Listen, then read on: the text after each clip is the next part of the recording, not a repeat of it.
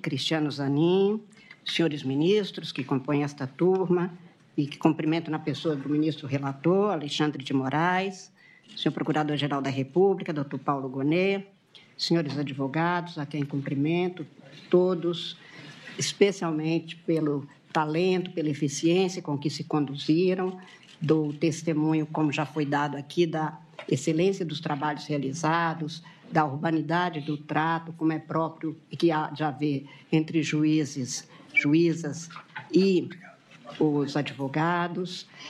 Cumprimento os senhoras e senhores da imprensa, grandemente responsáveis pela garantia da democracia no Brasil e que têm também nos acompanhado para esclarecer ao público o que está acontecendo, aqueles que são interessados.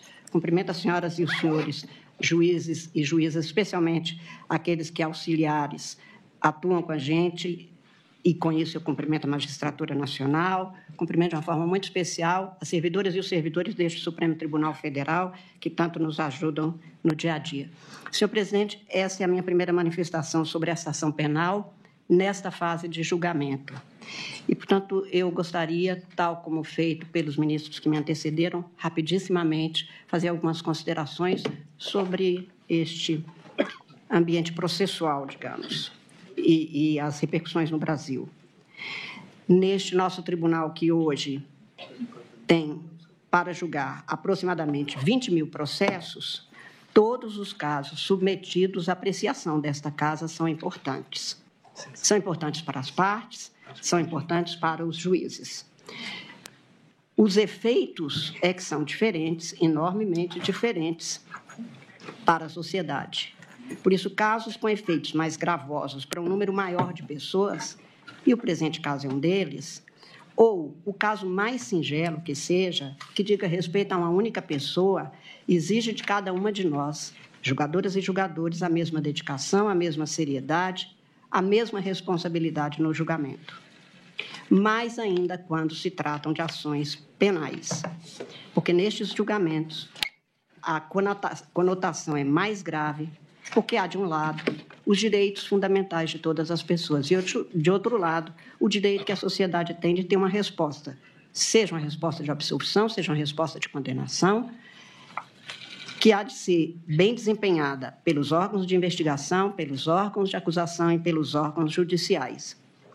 Este Supremo Tribunal Federal teve e continua tendo este compromisso, que é o dever que tem historicamente honrado em seu desempenho de fazer com que todos os julgamentos observem os direitos fundamentais de um lado e os deveres que os órgãos estatais têm com a sociedade de responder que o direito está prevalecendo. Para mim, todo processo penal é especialmente difícil, humanamente difícil. Juridicamente, é uma ação a mais que se apresenta neste processo. Juridicamente, é uma ação penal, na qual atos são denunciados como práticas delituosas, compete ao órgão julgador, a partir da identificação feita pelos órgãos de investigação e pelo órgão de acusação, tratar sobre a responsabilidade dos autores que tenham sido identificados por aquelas práticas, tudo seguindo o devido processo legal e nos termos do direito vigente. Mas nem por ser tão singela esta equação processual penal é simples a atuação do julgador. Eu digo isso sobre a minha função e sobre o meu desempenho. Esse é um processo, como há outros, que temos a responsabilidade constitucional de julgar. Processos há que despertam maior ou menor interesse da sociedade, o que não é também nada de novo, seja uma cidade pequena, seja para todo o país. Toda ação penal, especialmente a ação penal, impõe um julgamento justo e aqui não é diferente. O que há de inédito, talvez, nessa ação penal é que nela pulsa o Brasil que me dói. A presente ação penal é quase um encontro do Brasil com seu passado, com seu presente e com seu futuro, mas na área especificamente das políticas públicas dos órgãos de Estado. Outro dia, um queridíssimo amigo, Afonso Borges, me levou a reler e pensar sobre uma grande obra de Afonso Romano Santana, Que País é Esse? E ali o autor poetava em sofrimento. Uma coisa é um país, outra um fingimento. Uma coisa é um país, outra um monumento. Uma coisa é um país, outra o aviltamento. Eram tempos difíceis aqueles nos quais foi produzido esse poema tão doído, e aquele poeta dizia: este é um país de descontínuo, um país onde nada congemina. Nessa nossa história, nós, o povo, é que vamos produzindo, ou deixamos acomodados que ela seja produzida por interessados, nem sempre, ou com muita frequência, lamentavelmente, não preocupados em atender os interesses legítimos da sociedade, que, no entanto, hoje são objetivos postos na Constituição da República, numa Constituição democrática. O descontínuo da história jurídica e política do Brasil dá-se, em grande parte, pela reiteração de atos, fatos e práticas reiteradas de rupturas constitucionais, institucionais, políticas, que impedem a maturação democrática deste país, que impedem o surgimento de novas lideranças sociais e políticas que poderiam fazer florescer novas ideias, novas formas de atuar no espaço da República, que neste mundão desarvorado e desalentado, em que vendilhões negociam mentes e gente sem precisar sequer se levantar de suas poltronas, porque apertar teclas que movimentam algoritmos e criptomoedas não demanda mais que uma ordem verbal, neste mundo, florescer uma nova forma de atuar na sociedade é importante para fazer com que essa vida seja uma aventura mais amena. Por isso é que talvez o diferencial mais candente desta ação penal seja, além do ineditismo do tipo penal a ser aplicado, tentativa de abolição do Estado Democrático de Direito e golpe de Estado, a circunstância de estarmos a afirmar que a lei é para ser aplicada igualmente para todos e responsabilidade, incluída a penal, é para ser apurada nos termos da legislação aplicável e o que vier a ser apurado haverá de ser objeto de julgamento, é que leva tanto interesse por esta ação. E como nós, juízes, a reafirmação de que juiz é obrigado a julgar, nada mais.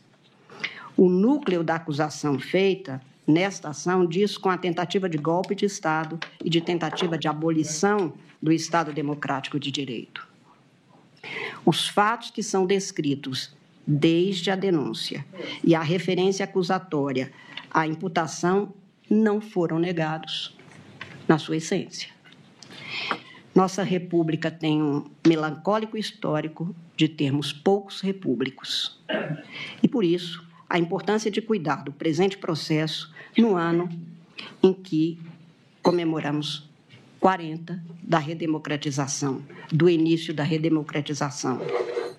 Estamos a 25 dias de completar 37 anos de início de vigência da nossa Constituição, de 5 de outubro de 1988, e nessas quase 4 décadas de vigência da Constituição, nós, brasileiras e brasileiros, participamos de 9 eleições gerais para presidente da República, governadores, Congresso Nacional, assembleias legislativas, 10 eleições locais, tudo segundo os princípios e as regras postas na Constituição, garantindo-se a estabilidade institucional e constitucional e política no país, e principalmente garantindo-se as liberdades individuais.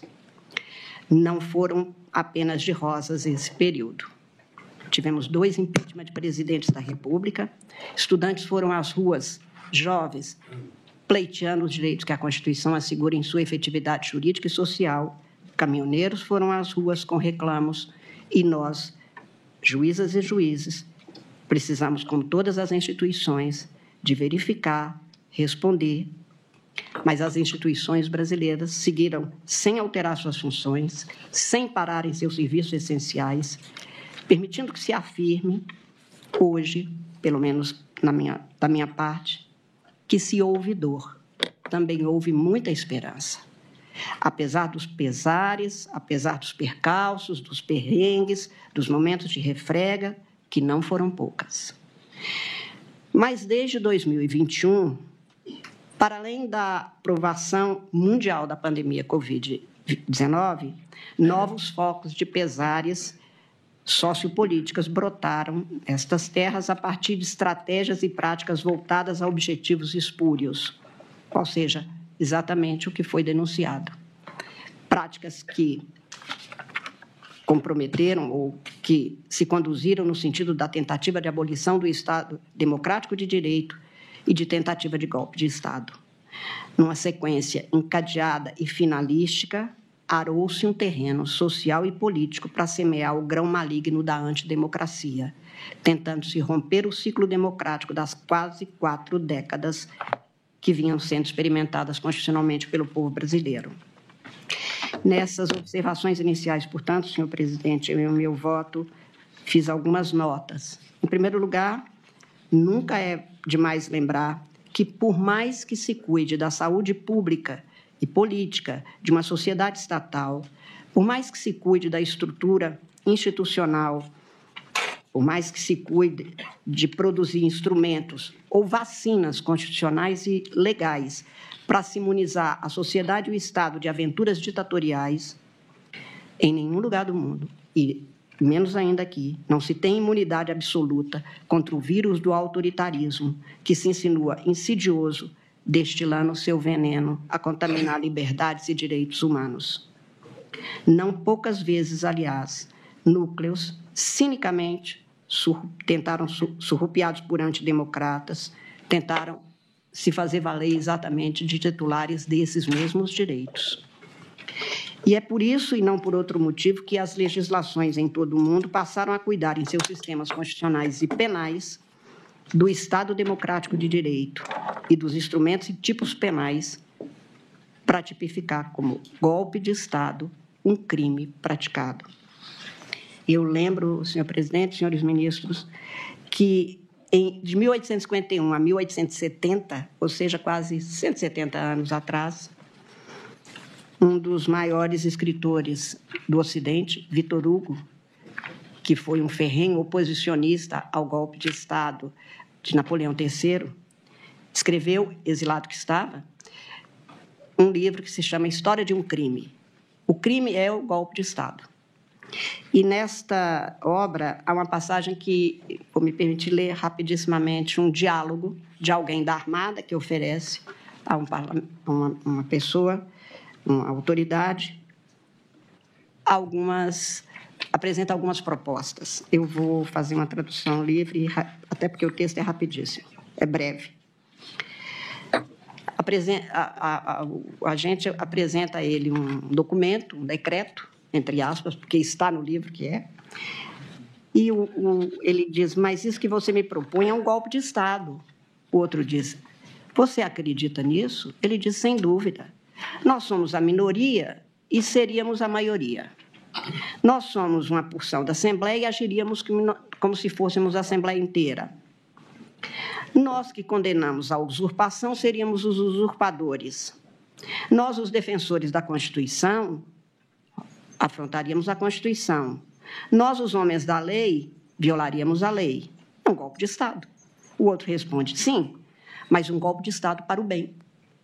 Ele diz, o mal feito para o bem continua sendo mal. Diz, mesmo quando ele tem sucesso, ele diz, principalmente quando ele tem sucesso. Por quê? Porque então ele se torna um exemplo e vai se repetir. O outro ainda redargue, mas a razão de Estado existe. Ele diz, não, o que existe é a lei, é o Estado de Direito. Ministra Carmen, Vossa Excelência concede uma parte? Todos, ministro. Olha que eu sou literal em relação a esse ponto. Todos, desde que rápidos, porque também nós, mulheres, ficamos 2000 anos caladas, nós queremos ter o direito de falar. A senhora sabe. Mas eu concedo, como sempre, está no regimento do Supremo, o debate faz parte dos julgamentos, tenho o maior gosto em ouvir. Eu sou da prosa. Ministra Carmen, eu agradeço sua gentileza. E o ministro Gilmar, aqui presente, nosso decano e meu professor, há pouco me perguntou, Flávio, teu voto foi tão curto. E eu disse, Gilmar, é porque eu uso uma técnica que chama banco de horas. Eu faço o voto curto para fazer muita parte. Então, nossa, mas vai descontar tudo no meu, não? Não, ainda tenho do Zanin. E eu prometo ser muito breve, porque a alusão... o do ministro Zanin é um bom voto para se cortar, porque aí não vai ter nem a aplicação da Lei Maria da Penha. Apesar de Mas com todo gosto. Apesar de todas essas ameaças. A prosa com Vossa Excelência é sempre um gosto, tenha certeza. E eu escrevi 396 páginas, presidente, mas eu não vou ler, eu vou ler um resumo, não se preocupem. Então, eu tenho muito gosto. Ministra, apenas para lhe agradecer a alusão a esse trecho do livro de Vitor Hugo, e essa é a razão do meu à parte, porque no voto eu tratei sobre anistia e tratei com muita convicção sobre a ótica da dogmática constitucional. E eu apenas acresço, por conta dessa última frase de que um golpe bem-sucedido serve de exemplo, que a senhora acabou de ler, acerca de uma abordagem que está no voto e que eu não fiz alusão, que é consequencialista. E eu uso um exemplo no voto, que eu vou fazer um aditamento, que é a situação dos Estados Unidos. Ontem, anteontem, infelizmente, houve um grave crime político. Um jovem que é de uma posição política aparentemente do lado do atual presidente dos Estados Unidos, mas pouco importa, levou um tiro. E é curioso notar porque há uma ideia segundo a qual anistia, perdão, é igual a paz. E foi feito perdão nos Estados Unidos, e não a paz. Porque, na verdade, o que define a paz que nós sempre devemos buscar não é a existência do esquecimento. Às vezes, a paz se obtém pelo funcionamento adequado das instâncias repressivas do Estado. Então, o Vitor Hugo deve ter razão nessa reflexão e serve para que eu fortaleça essa convicção em relação ao meu voto. Como a senhora viu, nem 2 minutos. Obrigada. Eu ainda tenho mais 40 no banco de horas. Obrigado, ministro. Isso é um problema para Vossa Excelência, ministro Zanin. Enfim, digo que golpes de Estado são processos sociopolíticos complexos, ambíguos e destrutivos. Minam a estrutura de sustentação política, jurídica, econômica e institucional legitimamente vigente. Pode um sistema de direito não ser bom. Não é perfeito nenhum sistema, mas é legítimo. Por isso, distinguindo-se completamente de outros tipos penais, a tipificação desses crimes que estão no núcleo da acusação feita pelo Procurador-Geral da República, distinguem-se até mesmo daqueles em que várias pessoas praticam delitos, são identificados, delineados, mas não têm a mesma conotação destes crimes aqui. Difícil e imprescindível de se configurar no sistema jurídico, o golpe de Estado precisa ser previsto, como feito na legislação brasileira, muito recente, investigados as práticas e, em caso de conclusão sobre o seu cometimento, a responsabilização de quem os tenha praticado ou tentado nos termos do direito vigente, ou não se terá verdadeiramente Estado democrático de direito. Não há que se inventar normas ad hoc para punir golpistas, isso também seria autoritarismo, portanto, afronta ao Estado democrático de direito, mas no Brasil, o que estamos tentando fazer é valer a norma vigente sobre os tipos penais, a subsunção dos comportamentos a esses tipos. Como lembrei, é dever dos órgãos estatais apurar a ocorrência da alegada tentativa de abolição do Estado democrático de direito e de golpe de Estado, quer dizer, da prática de atos contrários às instituições democráticas e o exercício dos cargos de poder e seus autores e verificar em que medida eles têm que responder por isso. Curiosamente, presidente, nem se pode discutir neste processo a legitimidade da legislação que é apontada pelo Procurador-Geral, porque a Lei 14.197 tem no seu autógrafo, ou seja, a assinatura da proposição legislativa que é sancionada e que, então, transforma aquela proposta em lei, quem assina a Lei 14.197 são 4 dos 8 réus nesta ação. Jair Messias Bolsonaro, Anderson Gustavo Torres, Walter Souza Braga Neto e Augusto Heleno Ribeiro. Eles é que assinam este projeto de lei. Então, não apenas é legítimo, foi feita pelo Congresso e promulgada na forma da Constituição, como ainda não se podia dizer que não se desconhecia que tentar abolir o Estado ou atentar contra os poderes, porque 4 dos 8 são exatamente os autores, os que têm a autoria do autógrafo desta lei. É certo, uma maior dificuldade de apuração da prática desses crimes não se tem um ou alguns atos, mas há um conjunto de estratégias, de ações encadeadas, empreendidas, às vezes, com aparência que falseia a intenção de tomada ou permanência no poder, e tudo isso é feito de maneira a um aliciamento que instabiliza e é num ambiente de crise que os golpes de Estado propagam.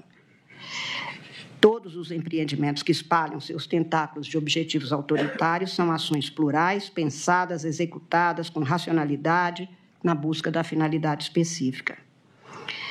Ao julgador compete ficar apegado aos fatos narrados pelo órgão acusador, às defesas apresentadas pelas partes, aos seus argumentos, ao que tenha sido comprovado para concluir o enquadramento ou não dos fatos, a legislação vigente, a comprovação da autoria, e é isso que se faz em todo caso, e aqui não foi diferente.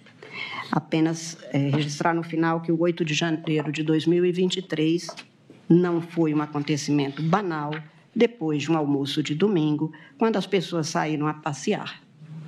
O inédito e infame conjunto de acontecimentos havidos ao longo de 1 ano e meio para insuflar, maliciar, instigar, por práticas variadas de crimes, conducentes ao vandalismo, haveria de ter uma resposta no direito penal, o que foi, aliás, anunciado pela então presidente deste Supremo Tribunal Federal, ministra Rosa Weber, na sessão de abertura do ano judiciário de 2023, ou seja, 3 semanas depois dos ataques destrutivos a valores e bens jurídicos, dentre os quais a sede deste Supremo Tribunal Federal. Naquela tarde de 1º de fevereiro de 2023, a minha querida ministra Rosa Weber alertava que, aspas, as instalações físicas de um tribunal podem até ser destruídas, mas a ela sobrepaira e se mantém incólume a instituição Poder Judiciário em seu elevado mistério de dizer e tornar efetivo o direito, viabilizando a vida em sociedade, realizando o valor justiça. Não sabiam os agressores do 8 de janeiro que o prédio sede do Supremo Tribunal, na leveza de suas linhas e na transparência de seus vidros, enquanto símbolo da democracia constitucional, é absolutamente intangível à ignorância crassa da força bruta. De todo inútil para os que perseguiam a destruição do patrimônio físico do Supremo, que, na verdade, é patrimônio do povo brasileiro. A inspiração que anima as estruturas concebidas pelo gênio de Niemeyer, assim como os valores que informam a atividade jurisdicional dessa casa, jamais serão atingidos ou subjugados pela barbárie, nem pela barbárie. Seus juízos se sentirão intimidados.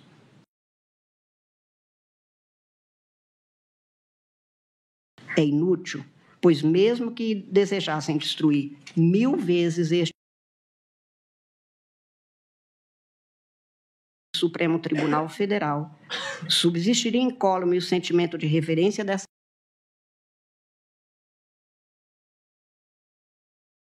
casa pelo Estado democrático de direito, e 1001 vezes reconstruiríamos este prédio, como fizemos agora, sem interromper um só instante o exercício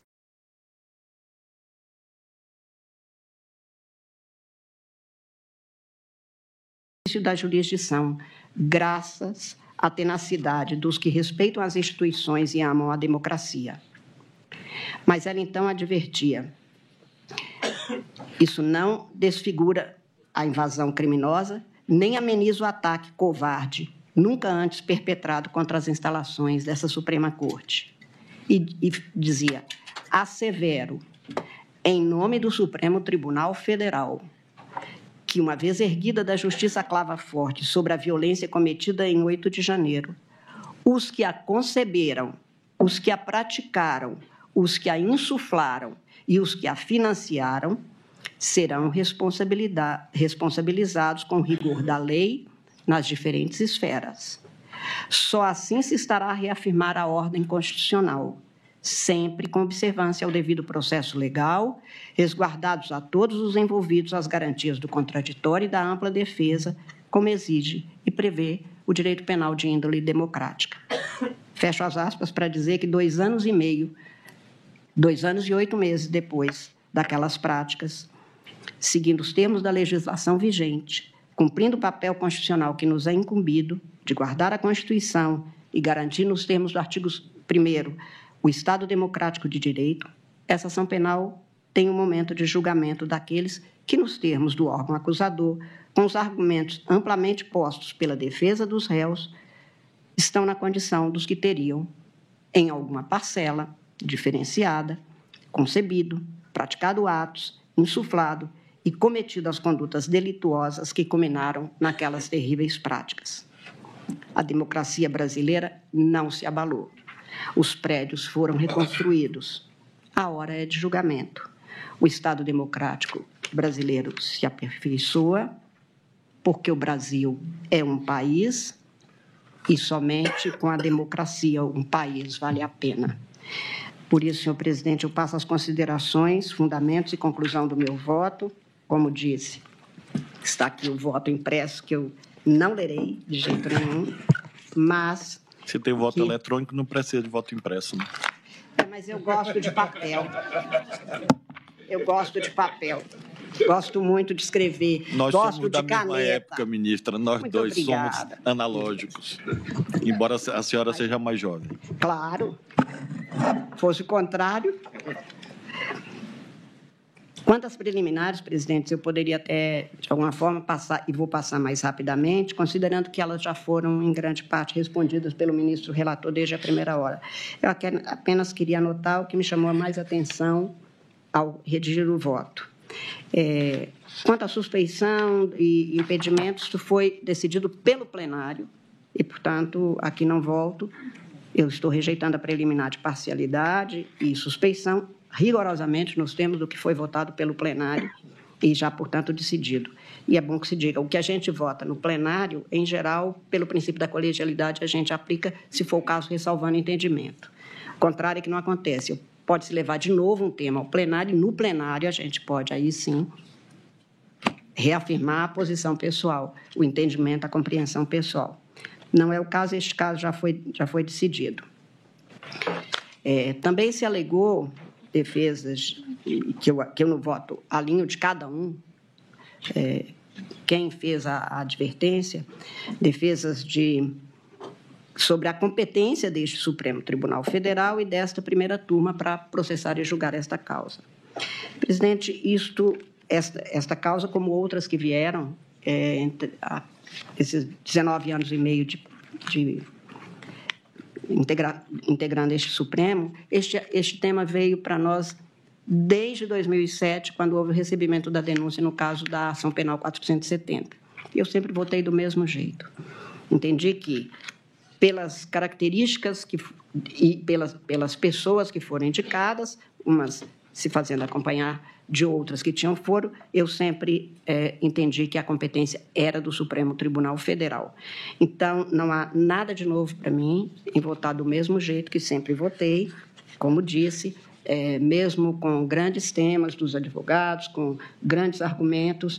Me lembro que, em 2012, por exemplo, o ministro Márcio Tomás Bastos chegou também à tribuna, junto com outros advogados, a sustentar a mesma tese, e não há o meu convencimento sobre isso, com base na legislação, que, neste caso, é interpretada de maneira diferente, com toda certeza. Eu mantenho o meu entendimento e estou aqui discorrendo sobre isso, inclusive com estes precedentes. Estou rejeitando quanto ao julgamento pela turma, que também já foi objeto de indagação. Um dos nobres advogados sustentou até da tribuna, ao sustentar da tribuna, dizia que este argumento já está vencido pelos precedentes, mas, de toda sorte, apenas para ficar claro que houve mudanças de regimento. Nas mudanças regimentais sempre se asseverou as razões disso, cada um votou de acordo com a sua compreensão, e, por isso mesmo, eu mantenho o que o plenário também já decidiu na matéria e, principalmente, com base nas normas regimentais. Eu acho que seria um casuísmo gravíssimo, e aí quebraria o princípio até da igualdade na aplicação do direito, que alguns fossem julgados não depois da mudança e da fixação das competências que nós já exercemos numerosíssimas vezes, e voltar atrás nessa matéria. Estou rejeitando a preliminar. Quanto a... Isso aqui não foi... A preliminar de cerceamento de defesa, especialmente no que se refere à limitação de tempo para acesso às provas, do que se tem nos autos, e eu estou citando longamente, consta do processo com detalhamento, e isso aqui já foi apresentado na sessão de anteontem pelo ministro relator, a formalização de despachos do ministro relator, assegurando às defesas amplo acesso às provas, aos documentos desde antes da denúncia até a fase desta ação penal, sem nenhuma ofensa, portanto, aqui. Foram apresentados os pedidos formulados, o que se falou aqui de um conjunto, documento que teria sido um acúmulo muito grande. Primeiro que a dimensão destes arquivos, ou dos terabytes, quantos foram, aquilo pode ser desde um vídeo até um conjunto de anotações a compor isso aí. Há algumas coisas que eu fiz questão de deixar assentado no meu voto. Houve acesso aos documentos, uma parte deles foi levado a pedido da defesa, ou de algumas das defesas. Houve, o Ministério Público afirma sempre que foi deferido, tendo sido deferido pelo relator, foi aproveitado apenas o que estava sendo devidamente comprovado e mostrado. Portanto, não houve nenhum gravame, nenhum prejuízo. Nós temos uma muito antiga jurisprudência, no sentido de que, sem nulidade, sem prejuízo comprovado, não se declara nulidade e, portanto, não houve essa comprovação. O ministro relator chegou a apresentar a tabela com tudo que estava disponível, como estava disponível, em que condições estavam disponíveis. Reiterou o deferimento de acesso dos requerimentos da defesa. Todo o material apreendido pela polícia, que as defesas dizem que teria relevância para a instrução, não tem nenhuma comprovação de qual é essa relevância ou essa importância. A necessidade de demonstração do prejuízo, como disse, não foi feita. Enfim, de tudo que se tem apresentado, não consta nem prejuízo a partir de algum momento, ou em algum indeferimento, ou alguma ausência de comprovação.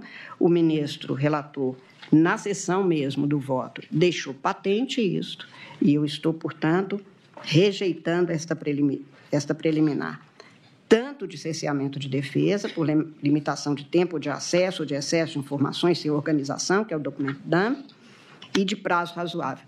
E aqui, presidente, eu queria fazer uma referência, que consta também no meu voto, que muito se fala, foi rápido demais esse julgamento.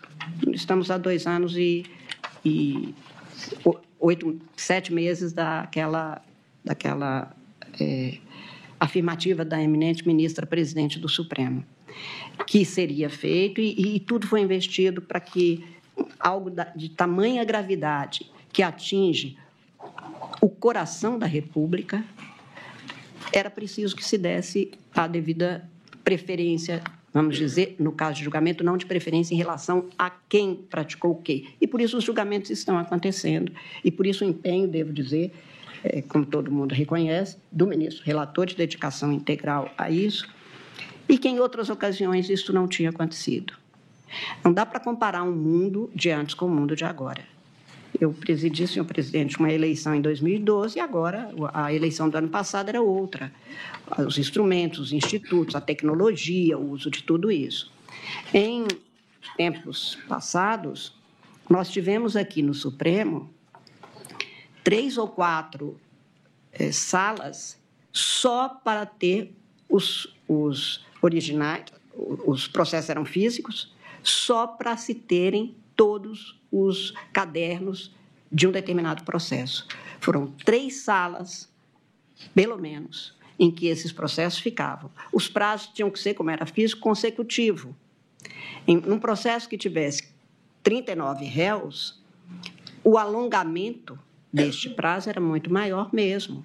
Então, nós estamos aqui há 2 anos e meio, entre a ocorrência dos fatos que culminaram a partir de um movimento que vinha desde antes e que tinha, portanto, esse encadeamento a que me refiro, mas não tinha, antes, o Supremo não dispunha, ninguém dispunha, da tecnologia que se dispõe hoje para fazer com que os prazos possam ser, e a disponibilidade de dados dos institutos, que possa ser feito na forma que é hoje.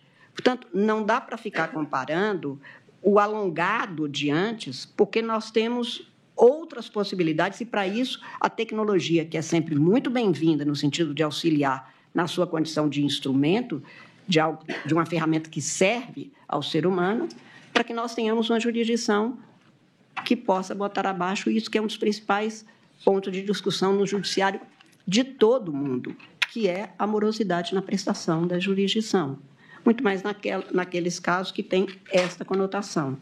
Então, só para dizer que, neste caso, essa alegação foi verificada, foi estudada, desde o primeiro voto nós voltamos a isso, mas, no meu voto, eu estou rejeitando a preliminar, porque não me parece que tenha havido, tanto que a excelência da defesa, e é inegável, recebemos os advogados em audiência, recebi memoriais, como todos os ministros, todos muito bem feitos, todos muito estruturados, até o final mostrando item por item, até sexta-feira da semana passada ainda recebendo advogados e que estavam cumprindo o seu papel e cumprindo excelentemente o seu papel.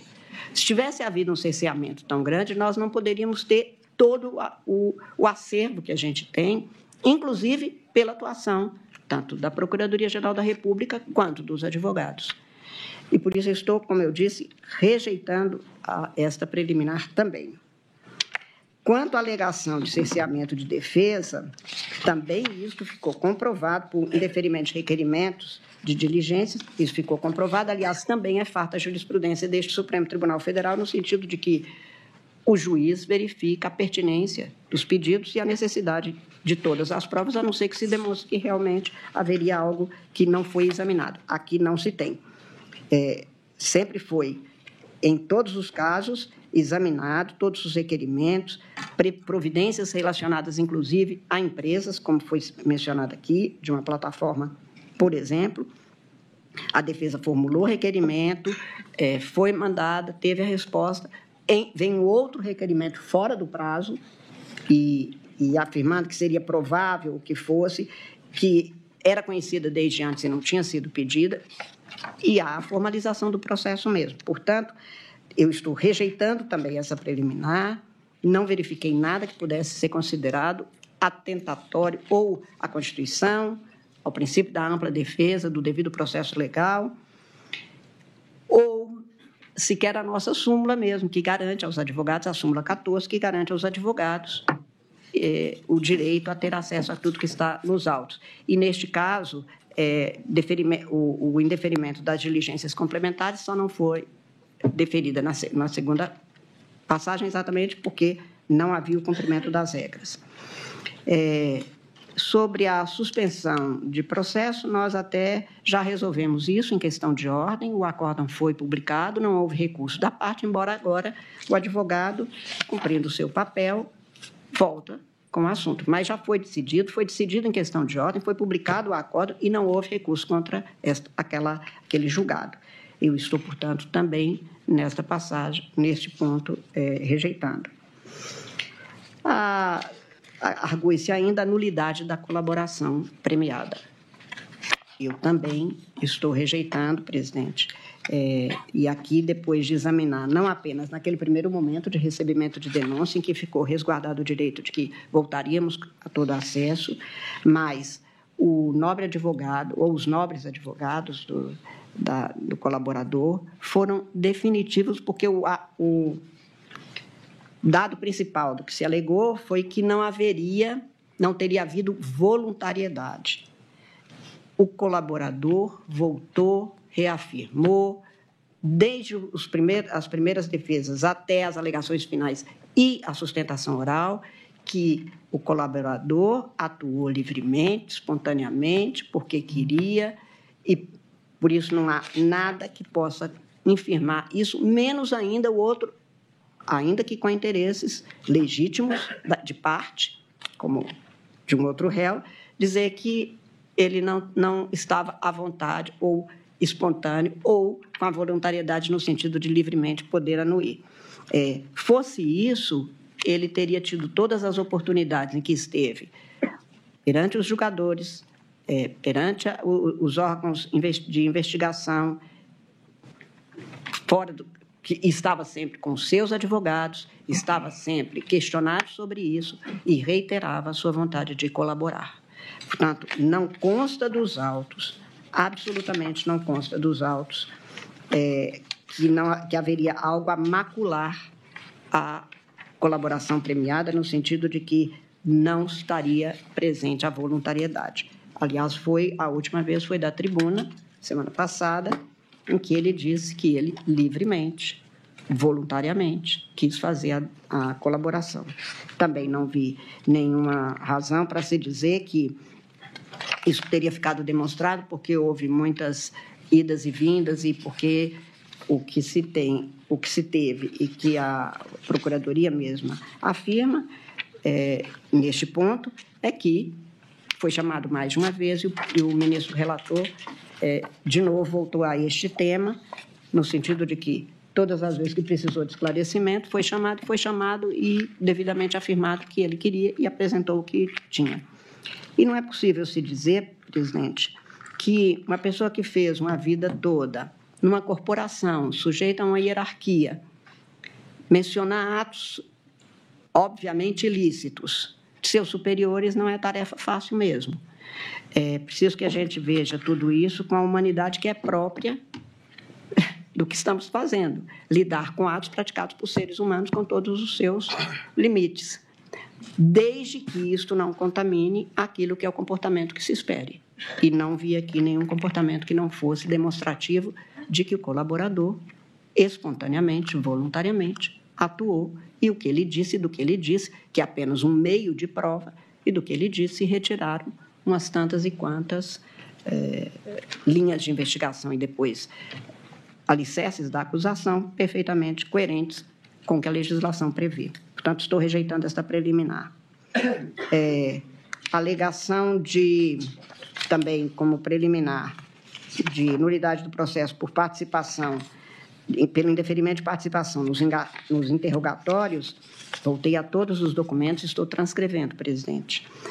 Acho que muito diferente do alegado, pelas defesas, o ministro deferiu a participação nas audiências de instrução na forma pedida, como ouvinte, estava expresso, pelo menos como ouvinte, e foi deferido desse jeito. Então, não há muito o que se dizer.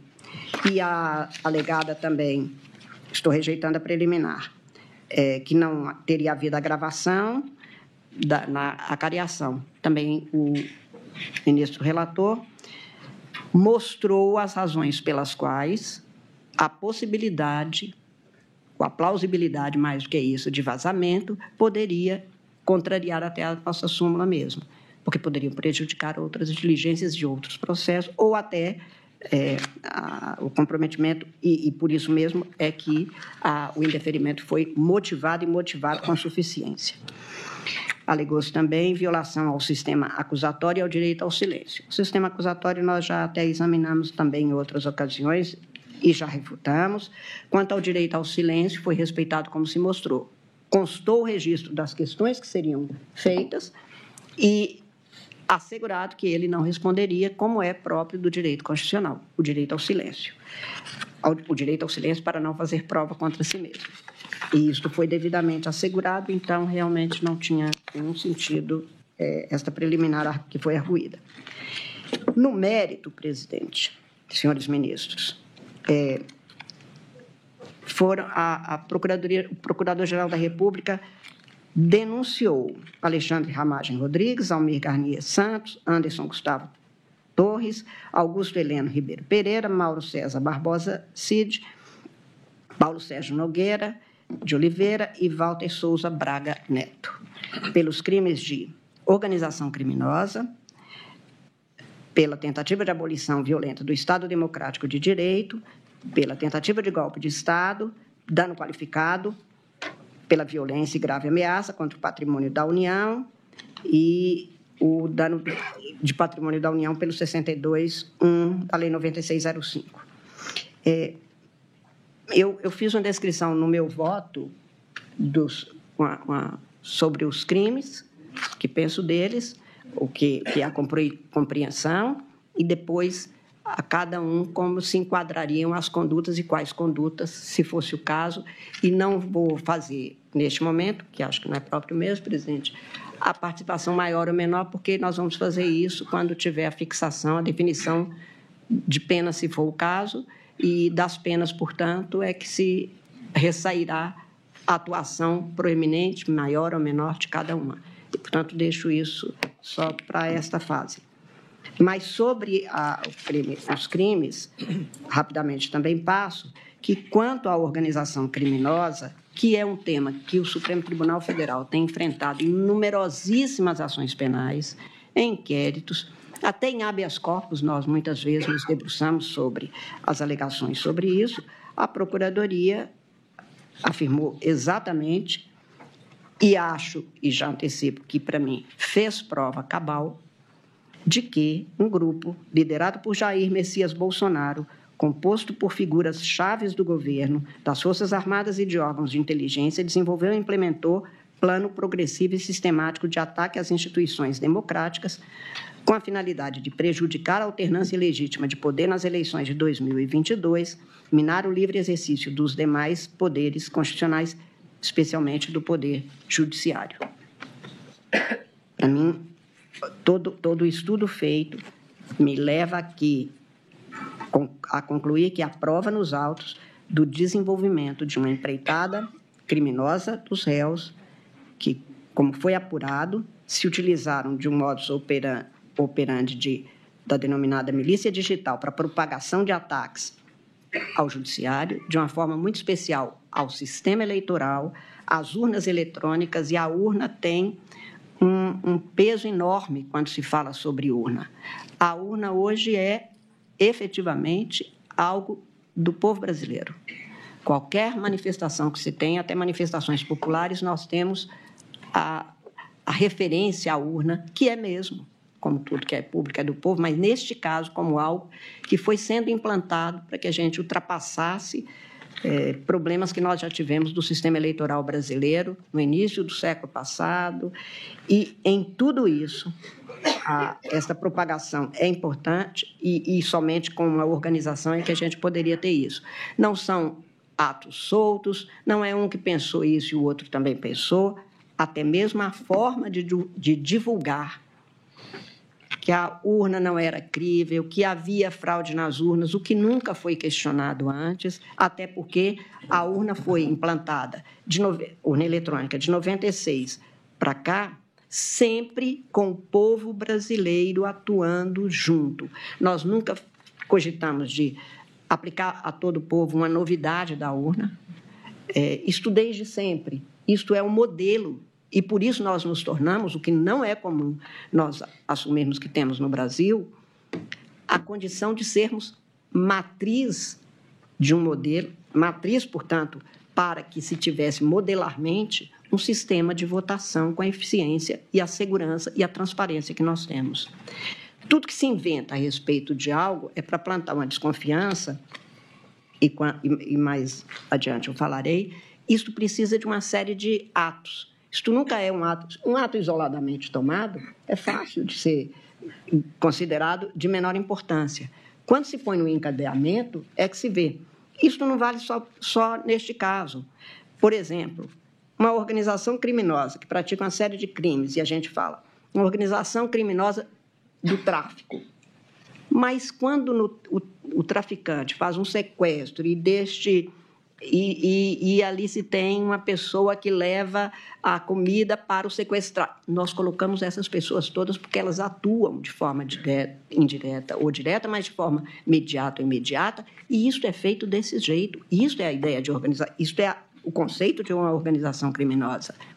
No caso de organização criminosa que buscava o poder, que queria atingir e sequestrar a alma da República, impedindo a validade do processo eleitoral, isso é muito mais grave e muito mais espalhado na sociedade. E eu lembro, presidente, que não é infrequente nem incomum, lamentavelmente, nestes tempos de tanta notícia sobre o desmantelamento, a tentativa de desmantelamento das instituições democráticas como pensada desde o final das guerras mundiais do século XX, desde então, nós temos a consolidação de modelos democráticos. E estes últimos anos em que a gente vê esta chamada erosão democrática, ou tentativa de erosão democrática, a questão eleitoral é posta no centro dela. A questão da validade da representação é posta no centro dela. No caso brasileiro, como nós temos um ramo do Poder Judiciário, que é a Justiça Eleitoral, que tem as mesmas tradições, o mesmo aparato e o mesmo rigor que são próprios do Poder Judiciário, claro que isso é muito mais difícil. O que representa hoje para o povo brasileiro a Justiça Eleitoral? A urna, na qual o eleitor encontra só com ele mesmo naquela hora, tem um encontro marcado com a sua cidadania, com a sua condição cívica e deposita seu voto. Desmoralizar esta urna não é um processo fácil, porque é uma crença, uma confiança que o povo tem nisso que ele vê acontecer.